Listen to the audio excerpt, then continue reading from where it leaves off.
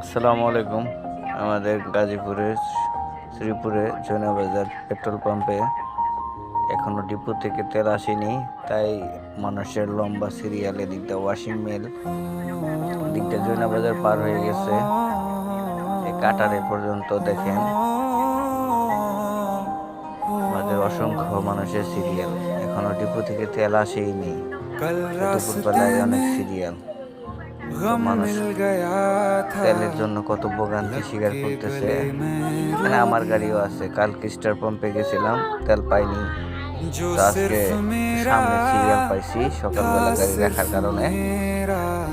জানি না তেল পাবো কিনা, কিন্তু আশা করতেছি আজকে তেল পাবো। অনেক মানুষ এসছে এখানে তেলের জন্য, দূর দূরান্ত থেকে, এলাকার গাড়ি, বাহিরের গাড়ি। দেখা যাক সবাই তেল পাই কিনা আজকে।